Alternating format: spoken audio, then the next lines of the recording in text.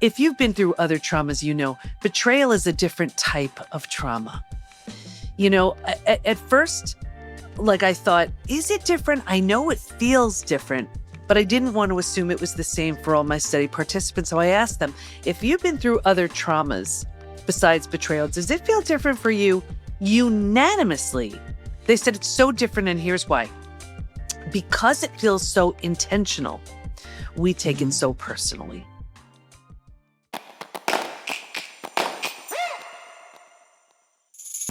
Hello, everyone. Welcome back to another episode of Love, Laughs, and Lessons. And I'm Dr. Frankie. And I'm Denise Ray. And today we are super excited to welcome Dr. Debi. Dr. Debi didn't set out to become the global expert on betrayal, but betrayal chose her. And after being blindsided by a series of events by different folks in her life, she found herself physically and emotionally depleted with no roadmap to recovery. So she created one. Yeah. Dr. Debi is the founder of PBT, Post-Betrayal Transformation Institute, and the architect behind the groundbreaking research-based healing protocol that guides people through the 5 stages from betrayal to breakthrough. Her PhD study uncovered what keeps us stuck in pain and, more importantly, what propels us into deep, lasting transformation.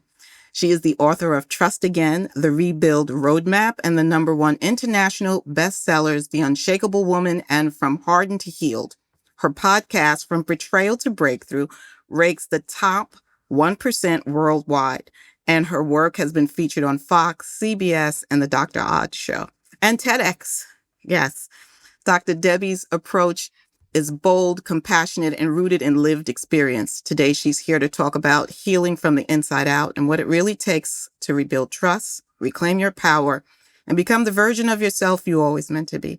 Welcome, Dr. Debi. Welcome. Thank you. Looking forward to our conversation. You have an impressive resume.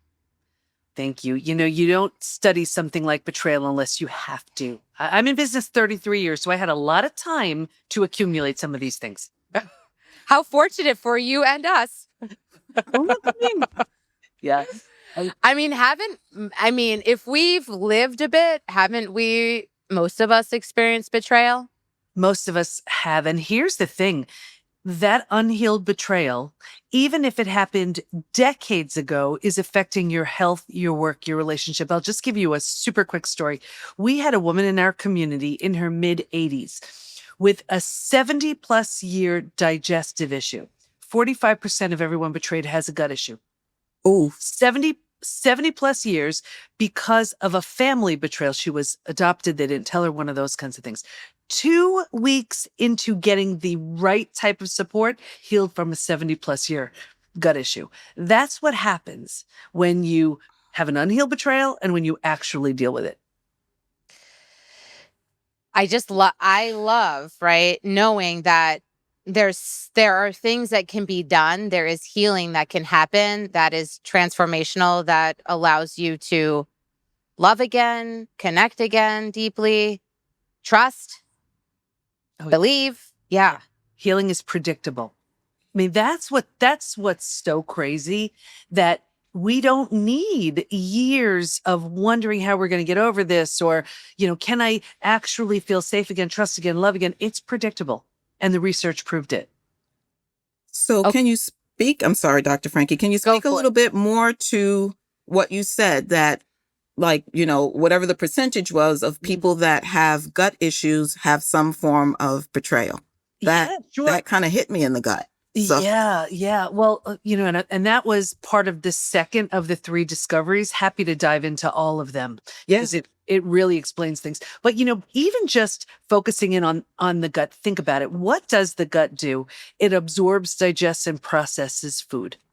Isn't a betrayal difficult to absorb, digest, and process, right? So there's no wonder that the gut is off. And that's just one of the symptoms. So, like I said, do you want me to share the yes, please. Yeah. Okay. So just to back up, of course, you don't study something like betrayal unless you have to. So I was in health and then mindset, personal development. I had a really painful betrayal from my family, thought I did all I needed to do to heal from that. And then it happened again a few years later. This time it was my husband. That was the deal breaker. Anybody who's been through it, you're shocked, blindsided, devastated. Life as you've known it is no longer. And I usually kind of learn my way through things, but there wasn't a book, a course, anything that I could find. And I had 4 kids, 6 dogs, a business. Like, I had to get it together. So I decided to study it at the PhD level, seriously, just to heal. I was like, this is big. I need to study it big. And so I enrolled in this PhD program. And while I was there, I did a study betrayal. And that study led to 3 groundbreaking discoveries, which changed my health, my family, my work, my life. The first one was, if you've been through other traumas, betrayal is a different type of trauma. At first, like, I thought, is it different? I know it feels different, but I didn't want to assume it was the same for all my study participants. So I asked them, if you've been through other traumas besides betrayal, does it feel different for you? Unanimously, they said it's so different, and here's why. Because it feels so intentional, we take it so personally, right? So the entire self gets shattered. Rejection, abandonment, belonging, confidence, worthiness, trust, they're destroyed. Like, if you lose someone you love, you grieve, you're sad, you mourn the loss, life will never be the same. But you don't question the relationship. You don't question your ability to trust. You don't question your sanity. With betrayal, you do. So that betrayal is a different type of trauma that needs a different way to heal. That was the first discovery. Wow. Makes sense to me. Yeah. Makes sense to me. Yeah. So, and here's the thing. We usually just treat it like any other type of trauma, and that's why we don't heal. So that leads to the second discovery.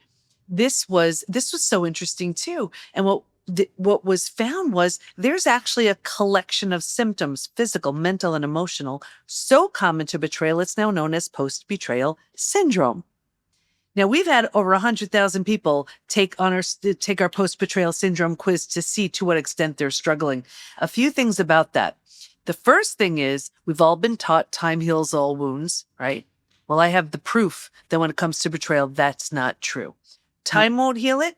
Even a new relationship won't heal it. Healing will heal it. And I'm happy to share some of the stats if you want to hear them. Yes, please. Okay, because that would have been an awkward moment if you said no. Okay, all right. So imagine. We wouldn't do that to you, Debi. Dr. Debi.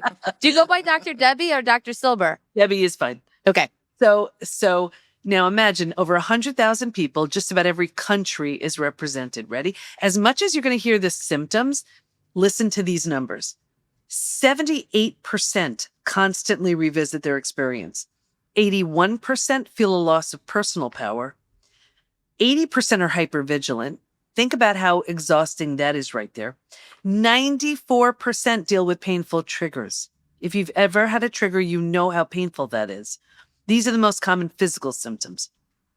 71% have low energy. 68% have sleep issues. 63% have extreme fatigue. You sleep all night, you wake up, you're exhausted. Your adrenals have tanked. 47% have weight changes. So in the beginning, they can't hold food down. Later on, they're emotionally eating, using food for comfort. 45% have digestive issues, like I mentioned. The most common mental symptoms, 78% are overwhelmed. 68% can't focus. 62% can't concentrate. Let's just stop there. You can't concentrate. You have a gut issue. You're exhausted. Life doesn't change. You still have to raise your kids. You still have to go to your job and do your work, whatever it is you're doing. And you may still want a relationship. Like, you want it, but it sounds like all of these things you just named make it next to impossible. It is not the time. And you're going to see that in the third discovery. When you are dealing with these symptoms, and these aren't even the emotional ones, it is not the time, because what happens is if your goal is to have a relationship right now, either with the person who hurt you or with someone new, you are in the most stuck place where all you're going to have is more of the same, more symptoms, more stuckness, more of everything you don't want. So, yeah. So I want to hear that, but there's a thought coming up. Like, I'm thinking, if this person then meets somebody else that is loving, caring, trustworthy, this is what, right, people are thinking, well, if I just meet that person that I can trust, that will heal me. That person's not showing up yet because of the third discovery. You're not ready for it. You're not an energetic match for it. The only type of person you can attract is someone along the lines of where you're at right now. That is not the person you want. And when you heal, you wouldn't be the least bit attracted to that person. You would outgrow them so quickly. So if you instead focus on your healing, the person you meet on the other end will blow the doors off of anybody you would have met in this stuck space. Yeah. Does that So make sense? energetically, you're not ready and you're not healed. So you're only attracting the wounded because you're wounded. Exactly. Yes. And then somebody who might be, who's vibrate at a higher vibration that could initially be attracted to you will outgrow you because you haven't done your work. You're not, okay. They wouldn't even be attracted on their to you radar in this place, and you wouldn't even. It just would not be a match in any way. You'll see it in the third discovery. So just to finish up with some of these symptoms, the emotional symptoms: 88% experience extreme sadness, 83% are very angry, and you're bouncing back and forth between those two all day long. 79% are stressed. Just a few more. This one killed me. 84% have an inability to trust. Right? That's the environment you're living in right now. And that's the energy you're putting out. So you see why it's not a good time for a relationship? 67% prevent themselves from forming deep relationships because they're afraid of being hurt again. That's like the big wall goes up. Like, nope, been there, done that. No one's getting near me again. 82% find it hard to move forward. 90% want to move forward, but don't know how. The most staggering thing about these stats, you didn't hear me say one thing, 20%, 30%. The numbers are super high. Here's what's even crazier.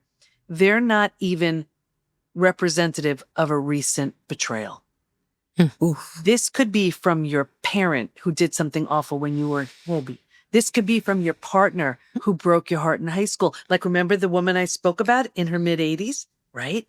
So think about this. That person may not know, care, remember. They may not even be alive.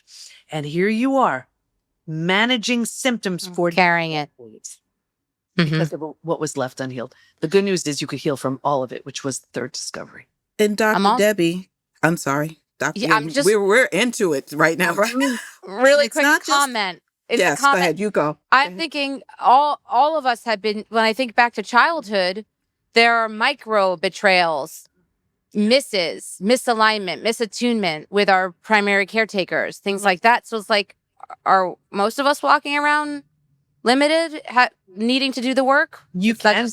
It could be from the big betrayals. It could be from even just those misperceptions. Like, think about this. Like, just imagine, I'll show you. This is a classic example. Let's say you were a little kid and you had some earth-shattering news to share with your mom, and she was on the phone. So she shushed you. Shh. Now, she just wanted to have that phone call. In that moment, you could have made that mean, I don't matter. I'm not important. Now, what we feed grows. So you take that into your day and you keep looking for confirming evidence. So now someone slams a door on you. It's like, I don't matter. You get older, someone cuts you off in traffic. I don't matter. And now we have between 60 and 80,000 thoughts a day. You've ramped up this I don't matter so you can see how it's going to impact who you date, what you wear, what you do, what you don't do, from something as seemingly insignificant as a shush that you misinterpreted. Yeah, all this reinforcement. Do you see? False belief. That's so powerful. Yeah. Mm-hmm. Yeah. And that it affects not just your romantic relationships, but all relationships, and how you show up in the world and how you view the world is like mind blowing to me. Well, think about it. It affects everything. Your work, your health, your relationships. Like, in relationships, we'll see it in one of two ways. Classic example is a repeat betrayal. The faces change, but it's the same thing. And you keep going from friend to friend to friend, boss to boss to boss, partner to partner to partner. You're saying, what the heck is it me? Yes, it is. Not in that it's your fault. It's your opportunity. There's a huge lesson waiting to be learned. Maybe the lesson is you are lovable, worthy, and deserving. You need better boundaries in place. Like until and unless you get that, you're going to have opportunities that look like people to teach you, right? And then there's the other way is that big wall goes up, right? Like I said before, we think it's coming from a place of strength. It's not. It's coming from fear. Your heart was so hurt that you would rather keep everyone at a distance than risk that level of vulnerability. What did you mean when you said you will have opportunities to learn from People. Are they real people? You said they look like people. Oh, What yeah, yeah. People will be coming along until and unless you get that. Like, here's my classic example. Here I was. It was my family. I was like, all right, let me just try to heal somehow. And then it was my husband.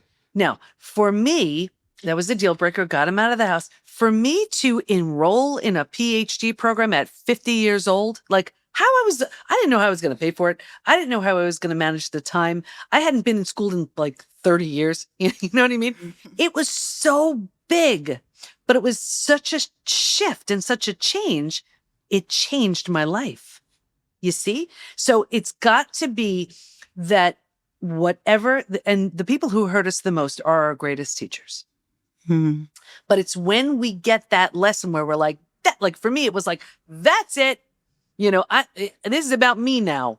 I had 4 kids, 6 dogs, a thriving practice. Like it had never been about me. But that change changed my life. You see? So Yeah. we will keep getting the messages and they'll be getting louder and louder and louder until we take them seriously. But unfortunately, what most people do is they're can you see my hands? And for Yeah. the listeners, I'll explain what I'm doing here. So here you're so miserable. I'm like touching my fingers and you're brokenhearted and you're so upset and you break up, right? Because the betrayal, right? But you're so upset because you just want that love and that intimacy. So you either get back together with this person or someone new. And all you're doing is doing this. So here's the idea. After that betrayal, it is all about you deliberately and intentionally recreating yourself.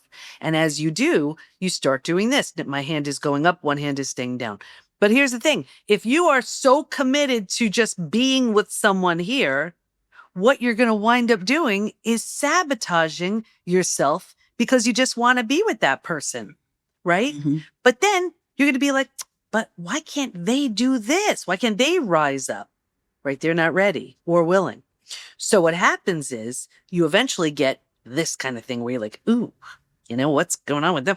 And that's what I was talking about before, where you're not a match. So the whole idea is you do this without any idea of what the other person's going to do. On their own, they may rise up as well. Now you meet up here. That's a power couple. You Okay. see? So like, Yeah. just to close the loop on my story, rebuilding is always a choice, whether you rebuild yourself and move along. And that's what I did with my family. They were here. They weren't doing this. So we were not a match anymore. Or if the situation lends itself, if you're willing, if you want to, you rebuild something entirely new with the person who hurt you. That's what I did with my husband. So it's 2 totally transformed people. What about people that are in it? There's a lot of people that are in relationship that don't realize that they're so walled up. Then they just, maybe they're with a partner who's committed to being there with them, and it's keeping everybody kind of stuck. Yeah. Neither can grow. So a lot of people are in relationship where they have not been healed from betrayal. Yeah. What do they do then? Yeah, there were 3 groups in the study who did not heal. And I still want to get to the third discovery because that will explain everything. Yeah. But the 3 groups in the study who didn't heal, 1, they had their story, they were sticking with it. That's like the person you're talking about, right? They didn't heal. The second group, this was the group that was numbing, avoiding, distracting. They were in so much pain, they ran to the doctor who put them on a mood stabilizer, anti-anxiety med. They were emotionally eating, they were drinking, whatever. It may have made the day a bit easier to get through. Now without a price, they didn't heal. The third group, this is kind of the one you're talking about. The third group was the group where the betrayer had very little consequences. So whether it was out of financial fear, religious reasons, not wanting to break up a family. They did all they could to like look the other way, turn the other cheek. I saw two things with this group. Number one, a further deterioration of the relationship. And two, this group by far was the most physically sick. Mm-hmm. Your broken heart can't take that. But people are so afraid of the death of the old. That's the only way you birth the new. Wow. Yeah. So I'm That so makes sense? curious of how. How do we heal? That's the third discovery. I'm so glad you asked. This for me was the most exciting. And what was discovered was while we can stay stuck for years, decades, a lifetime, and so many people do, if we're going to fully heal. And by fully heal, I mean those symptoms of post-betrayal syndrome to that completely rebuilt place called post-betrayal transformation. We're going to move through 5 proven predictable stages. And what's even more exciting about that is we now know what happens physically, mentally, and emotionally at each of those stages. And we know what we need to do in order to move from one stage to the next. Healing is entirely predictable. And I'm happy to share the stages if you want to hear them. We want to Yes, hear. please. I can just see our listeners are like, okay, Okay. wow, okay. I see Get myself me. in what Debbie's describing. What can I do now? They're going to see themselves in exactly the stage. When I say the stages, they're going to be like, oh my gosh, that's me. Okay. So stage 1 is before it happens. And if you can imagine 4 legs of a table, the 4 legs being physical, mental, emotional, and spiritual. What I saw with everybody, me too, was a heavy lean on the physical and mental thinking and doing. We're so good at that. And kind of neglecting or ignoring the emotional and the spiritual feeling and being. Well, if a table only has 2 legs, it's going to be easy for that table to topple over. That's us. Stage 2, shock, trauma, D-Day, discovery day. This is by far the scariest of all of the stages. I remember one of my study participants saying, you know what it feels like? It feels like every negative emotion you can imagine getting punched in the gut and losing a child in a crowd all at the same time. It's horrible, horrible. You know, this is just a day everybody remembers their D-Day. And what happens here is this is the scariest stage. You've ignited the stress response. You're now headed for every single stress-related symptom, illness, condition, disease. Your mind is in this total state of chaos. You cannot wrap your mind around what you just learned, right? It's like the person you thought you knew just took a mask off. You're like, what? And your worldview has just been shattered. Your worldview, that's your mental model. The rules that govern you, that prevent chaos. Trust this person. These are the rules. This is how life works. That's right. And in one earth-shattering moment or series of moments, every rule you've been holding to be real and true is no longer. The bottom has bottomed out. And the new bottom hasn't been formed yet. It's terrifying. And I'm looking at both of your faces and I can see exactly what's happening. Yeah. Yeah. It's Well, terrifying. it's just like can't trust anybody Well, and that's where or yourself. it's that's right. terrifying. But think about it. If the bottom were to bottom out on you, what would you do? You'd grab hold of anything or anyone in order to stay safe, Mm-hmm. stay alive. That's stage 3. Survival instincts emerge. This is the most practical out of all of the stages. If you can't help me, get out of my way. How do I survive this? Who can I trust? How do I feed my kids? Here's the trap, though. Stage 3, by far, hands down, is the most common place we get stuck. Here's why. You know so many people in this stage. Once you've figured out how to survive your experience, because it feels so much better than the shock and trauma you just came from, you think it's good. And because you don't know there's anywhere else to go, you don't know there's a stage 4, stage 5. So you're like, well, I better make this work somehow. So you plant roots here. You're not supposed to, but we don't know that. And 4 things happen. The first thing is we start getting all those small self benefits. You get your story. We love our story. You know, you get to be right. You get someone to blame. You get sympathy from everyone we tell our story to. And because we don't know we could really get much else, we take it, right? And now, because we're here longer than we should be, now the mind starts doing things like, maybe you're not that great. Maybe you deserved it.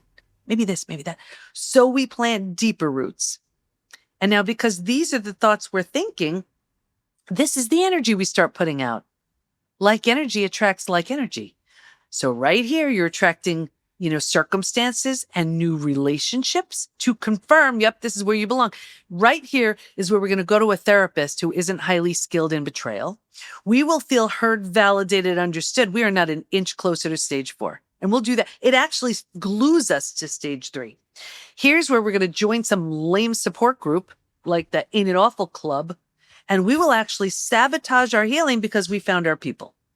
Here's where we're healing, but we sabotage our healing because we're afraid to outgrow our betrayer. Does this make sense so far? Yes. Okay. It gets worse, but I promise I'll get you out of here. Because it feels so bad, but we don't know there's anywhere else to go, now we start numbing. So right here, we start using the food, drugs, alcohol, whatever, right? Work, TV, scrolling, anything, because we're so unhappy. But we have to get through our day. So we do it for a day, a week, a month. Now it's a habit, a year, 10 years, 20 years. Right? I could see someone 20 years later and say, that emotional eating you're doing or that drinking, do you think that has anything to do with your betrayal? They'd look at me like I'm crazy. You say it happened 20 years ago. All they did was put themselves in stage 3 and stayed there. Mm-hmm. You see? Mm-hmm. And So yeah. just a quick thought. So that stage 3, that's your survival mode. Mhm. But what I hear you saying is that you adapt to it because of the benefit you receive, because you felt like you felt like you've broken through, but you're still in that stage of surviving. You're not living. No. You're not thriving. Yeah. Not at all. Not at all. All you're doing here is more of the same, medicating and suppressing symptoms. You're fine. You know what it's like? It's like this. And I can't wait to take you into stages 4 and 5. But imagine there are these 2 best friends and they're both like 30 pounds overweight. Like they both look okay. They're both fine. But one day, one friend says, I'm just so done with this. I'm just done. I'm just done like wearing what fits versus what I want to wear, like not having the energy, all the things. So she decides she's off on this, new healthy journey and she loses the 30 pounds. And she says to the friend, it's like, come on, it's so good here. But the other one's like, I'm fine. And the truth is, she has no idea how much better it is. The energy, the health, all of it, right? Because she's fine. And this is the settling that we choose because we can't imagine anything other than what we have. And then add some years to it, add some decades to it. And then you look and like, but I've been in therapy forever about this. Well, of course, you see, we're actually solidifying our place in the most stuck place. It's interesting too, because I certify a lot of people in our, in our methodology, the 5 stages. The hardest ones are the therapists because they're rehashing and it's beautiful. There's such a place for it, especially in stage 2. There really is. But I let them know that client cannot leave that session if they're not even incrementally towards the next stage. Mm-hmm. You see? Anyway, can I get you to stage 4 and 5? Yes. Please. Okay. Yes. All right.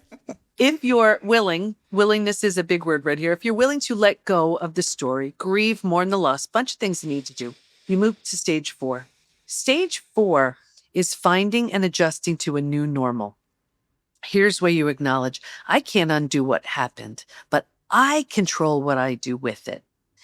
Just in that decision, you're turning down the stress response. You're not healing just yet, but at least you stopped the massive damage that had been going on in stages 2 and stage 3. Stage 4 feels like if you've ever moved. If you've ever moved to a new house, office, condo, whatever, like your stuff's not there, it's not cozy yet, but it's this sort of hopeful excitement, right? Like, we can do this. We got this. It feels like that. But think about it. If you were to move, you don't take everything with you, right? You don't take those things that don't represent the version of you you're now ready to be in that new space. And what I found was there's this one spot as people go from stage 3 to stage 4. If your friends weren't there for you, you're done. That lame support group, you're done. The betrayer who's not changing, you're done. That therapist who just is keeping you stuck, you're done. And people ask me all the time, what the heck? I've had these people in my life all these years. Is it me? Yes, it is. You're undergoing a transformation. If they don't rise, they don't come. So it's not a lonely space, but it can be it's a very personal time. Anyway, when you settle into this space, you make it cozy, you make it mentally home, you move into the fifth most beautiful stage. And this is healing, rebirth, and a new worldview. The body starts to heal. Self-love, self-care, eating well, exercise. You didn't have the bandwidth for that earlier. Now you do. The mind is healing. You're making all kinds of new rules, new boundaries, based on the road you just traveled. And you have a new worldview based on everything you see so clearly now. And the four legs of the table, in the beginning, it was all about the physical and the mental. By this point, we are so solidly grounded because we're focused on the emotional and the spiritual too. Those are the 5 stages. Nice. So beautiful. Oh my So gosh. you know when you arrived there, how? You're different. You're different. You're different because you've deliberately and intentionally recreated yourself. I have this saying, I've been using it for my 33 years in business, and it holds true. I haven't found a topic it doesn't. And it's this: hard now, easy later. Easy now, hard later. Take your pick. It's going to be one of those two. When it comes to healing from betrayal, it is all hard now, easy later. But when I say hard now, what I'm talking about is, as a thought comes in your head, you process it and you say, do I want to bring that with me, or have I outgrown it? Like, you're taking all the parts you love and you're leaving behind anything that no longer serves. But what so many people do is they waste the opportunity and they just try to recover. And so they're bringing the old self into what they think is a new experience. And they'll say, but it is hard now. Well, yeah, of course it is, because you're not doing anything different to become anyone different. Like, silly example, after my betrayal, I was like, I'm redoing all of it. So I'm going to redo every single thing that I don't like. And one thing was, I was so hard on myself, like all the time. If I made a mistake, calling myself names, all these things. Like, for example, I get lost wherever I go. It's just what goes on, So I Too. just In a paper bag. so that was like, I don't be like that anymore. I don't want to call myself names. So I decided the same stuff I would call myself names for going forward, it's simply adorable. It just is. And everybody has to go along with it too. So you can imagine how many adorable things I've done since then. And that's just the way it is. That's what I'm saying. I'm talking. You relabel it? Oh yeah. It's just simply adorable. Like that when I do those same things, like, for example. So here you get lost on basically your block in your neighborhood, and you go, oh, look how adorable I am. Look how adorable. Like, I just did an adorable thing the other day. I was flying. I come home and here I am at the airport. And my husband texts me and he's like, I'm here. And then the driver that I called a ride, I'm here. I'm like, isn't that adorable? So these same things, right? But we get to deliberately and intentionally recreate ourselves. It's like, my kids used to love Legos. And imagine there's a Lego structure in the corner. It's not great. It's just built. And then it's totally destroyed. Rebuilding is like going over to that Lego structure and saying, the rubble of Legos, and be like, I don't want to build it that same way. I'm going to use this one. I'm going to put it like this. I'm going to do this. And you create something that never would have had the opportunity to be created had that not happened. That's trauma well served. Okay. I'm thinking about what you said a few minutes ago, how you're picking and choosing what you want to take with you. Mm-hmm. Mm-hmm. Don't a lot of these things, it's a unconscious thing. Like, they feel like they don't have a choice but to take it with them. Oh, They don't want to. You have more choice than you think. And it's in every area of life. Like, let's say boundaries. Like, here was another one. I'm a highly sensitive empath. And here I was sitting in scary movies. Like, I don't want to watch a scary movie, because then I'd be so nervous and couldn't sleep. And so afterwards I'm like, everybody, if my family's all together and they want to go see a scary movie, you have a good time and I'll catch you after. It's things like that. Evaluate all of it. But it's such a waste if we just don't take a look, because there are so many things we're going along with that don't serve. Yeah. All of it. boundaries, what we tolerate, how we speak, what we do. We don't So, realize how much choice we have. so what about the idea of like you're going to miss out on opportunity to be with your family at the movies because you want to avoid feeling uncomfortable. Yeah. Isn't there growth in sitting there in the movie, knowing that it's a movie? Yeah. Not if it's not in my best interest. Like if I've been in scary movies 100 times and I know I can't sleep and I'm going to be a wreck and all of these things, then what I can do is say to the family, let's just say, hey, I know that movie's not going to work for me. So if you're set on that movie, let's make a plan that we all get together after. Or would you be open to a different movie? Yeah. And I have to be okay with those consequences. That's right. But it's taking care of my needs as well. See, I think what so many people do is they're like, well, you know what? Forget it. I'll just go along with it. No. Because if going along with it means your needs aren't being met, you're going to be nervous, afraid, uncomfortable. You're going to feel terrible, whatever. No, you're not doing that anymore. By the time you're in stage 5, there's a reason why someone in stage 5, we see new relationships, we see new businesses, we see new levels of health, because you don't have access to that earlier. You're creating this version of you haven't met yet. But that's why I'm saying it's so intentional. Yeah, I could see that. I was going to say that, I think that we're taught to go along and get along and don't rock the boat and to sacrifice, especially as parents, right? We're sacrificing so much as partners, take the high road, like all of these messages. So how do you start I hear what you're saying. If it doesn't serve you, then you should not do it. But is it in small, tiny chunks, or like one day do you just get up and like, this doesn't serve me, I'm no longer, like, because it's habitual also. Yeah. Breaking habits is one of the hardest things. Gently, lovingly, kindly. I'm not saying you have to be angry or mean about it, but you're considering yourself as much as you're considering the others. Because I think what happens is, especially I remember growing, here I was raising my kids. I was taught, put yourself last. If and when there's any time or energy left, that's your time. Well, after 4 kids and 6 dogs in a business, like there wasn't any time left, right? So the idea is you need to put yourself on your own to-do list, just like you have everybody else there. And it's not, we look at it as like, who am I? Who am I to all of a sudden take my needs into consideration? Well, if you're spent, depleted, sick, done, what value are you to anybody anyway? And if your needs are considered as well, you're bringing such a better you to all of it anyway. Yeah. Again, I'm never suggesting that this is easy. Right. Well, hard now, easy later. Yeah. You see? It sounds difficult.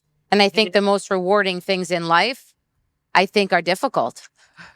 When you think of anything rewarding, right? That amazing level of health, that amazing relationship, that amazing job, whatever it is, it wasn't easy. Yeah. You worked that thing, right? And that's why. Same thing here. Especially one of the hardest things is everybody kind of knows you a certain way. What do you mean?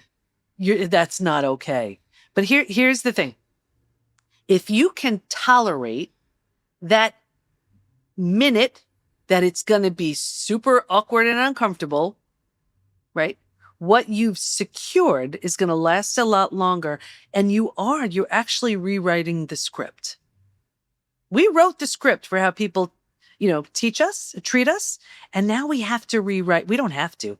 The opportunity is to rewrite it based on who we're now ready to become. Always kindly, always. So is this like something that happens in 6 months? Is this something that happens in 6 years? Yeah, no, it does not take 6 years. Our reclaim program is 3 months. Working with me I have, that's where people are working with me at the highest level. That's a 6-month program. That the intention is they're moving through all 5 stages within 6 months. But I would tell you, it has more to do with willingness than time. Because if someone is unwilling to let go of their story and all it's brought them, it'll take 50 years. You see, it's like even in the study, I thought you're not supposed to assume anything in a study. I was new at this, but I assumed the ones who were the hardest hit would grow the least because they had the most to overcome. That had nothing to do with it. The ones who put their head down and said, I'm not picking it up till I'm out the other side, they blew the doors off of the other ones. Willingness has more to do with it than anything. Mm-hmm. That's so interesting. How do you know what your story is? Is it the way it shows up, what you continually repeat to yourself, the situations you find yourself in? We create our story. We do. Mm-hmm. I there are people who come my way, and it's so interesting because I can tell how well rehearsed their story is. And I hear it. And they're like, and then do you believe he did this? And then do you believe she did that? Da, da, da, da. And I'm like, oh boy, that story is they've been so validated and so confirmed with that story. And I even say, okay, let's just say I gave you the absolute most validation you ever received. Yes, it was the most horrible, terrible, tragic thing. You have that. Do you still want that same story? Like, look, I had a powerful story. Everybody I really trusted betrayed me. And if I told you that story, you'd feel bad for me. But look at the story I have now. It's so much better. I didn't do anything anybody else couldn't do. There wasn't a roadmap. Now there is. In the storytelling, what is the person that's betrayed? What are they looking for by telling it over and over and over or living it? Like, what is it, Validation, confirmation, release some steam. That's why they sometimes, because also when you're betrayed, you think, am I crazy? Am I making this up? Especially if it's, let's say, someone who isn't remorseful, isn't even owning up to it. You're like, what am I living in here? What is this? So yes, there's that space where you need to know you're not crazy. You're not alone. You can heal from all of it. But once you have that validation and once you've sort of let that steam off, you have to process a lot. You definitely have to process a lot. But there comes a moment, and everybody knows when this is, where now it's habit. Okay, I'm gonna share something with you too. This just came to me. There was a guy in our community. His betrayal happened 40 years ago. 40 years ago. And he was stuck, just stuck. And I said, okay, you know what? You have a calculator? Took out his phone and go, we're going to do some math. And I said, how many times a day do you think about your betrayal? And he's like, I don't know, 10. Okay. How long do you think about your betrayal? I don't know, 10, 15 minutes. Okay.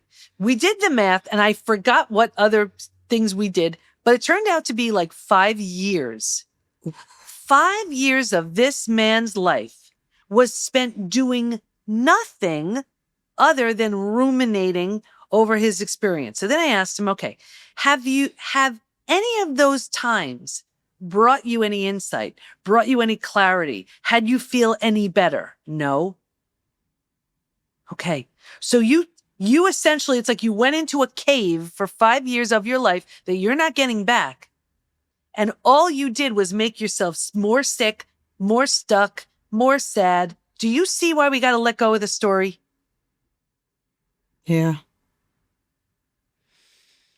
Yeah, our old stories do not serve us. And here's the thing. We have every right to our story. And when we feel that power has been completely taken away, our story can feel, this is what I have control over. This is also why a lot of people withhold forgiveness.